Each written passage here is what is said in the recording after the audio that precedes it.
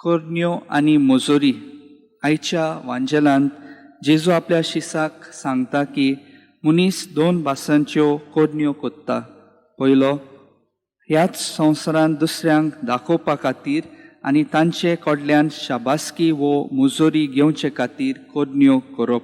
आनी दुसरो, ह्या संवसारांत आपलो कायदो म्हूण समजून दुसऱ्याचें बोळेपण जावचे खातीर कोरन्यो करप.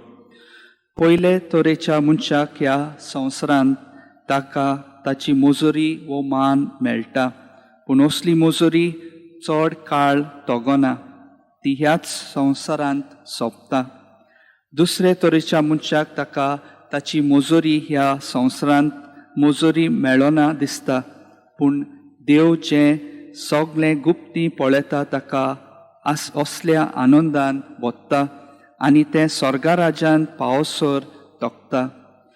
मनशाक मानतात तसल्यो कोरन्यो केल्यार मनशा कडल्यानूच मुजोरी मेळटा, पूण ती चड काळ तोगना. देवाचीच खोशीच करूंक आनी देवाक मानतात तसल्यो कोरन्यो केल्यार देवूच तांकां फावो ती मुजोरी दिता.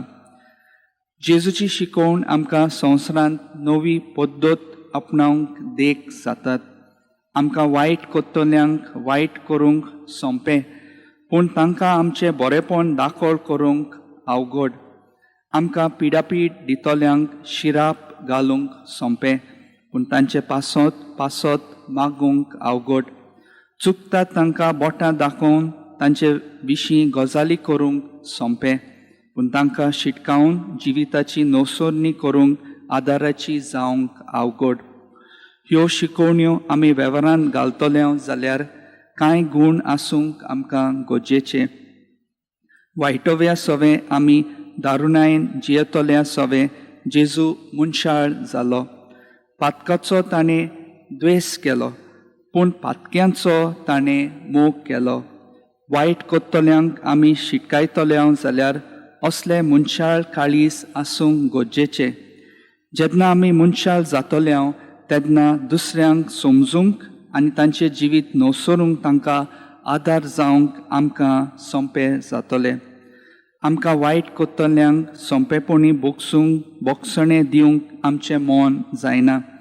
आमच्या कुटुंबा सवें कोणूय मनीस जेन्ना वायट उलयता, वायट आवंडेता आनी वायट आदारता तेन्ना त्या मनशाक बोगसूंक आमकां आडखळ जाता. मोग भासावन सोपून आमी जातल्यो जाल्यार आमच्या बोगसण्या विशीं आमी उदारपण दाखोवंक गरज. मनशाच्या असोकतायेंत देवाची कृपा जावन आसा बोळ. जितली मागण्यांतल्यान आमी देवाक चिकटून रावतल्यो तितली ताचे कृपेची बोडटी आमी भोगूंक पावतल्यो.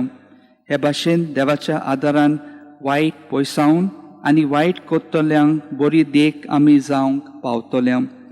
वायट कोत्तल्या मनशाक आमचे बोगसणे फावो देखून न्हय, पूण बोगोर देवाच्या मोगा पासत आमी बोगसूंक गरज. हे भाशेन मनशाळ जावन मागण्यांतल्यान देवाचे कृपेक उलो मारून एकामेकाक शिटकायतेली आनी एकामेका सवें मोगाचें जिवीत स्पश्ट कोत्तली मनशां आमी जावंक गरज. तर हे पवित्र मिसाचे भेटेंत वांटो घेतना असलींच मनशां आमी जावंक आमकां देवाची कृपा मागून घेवया.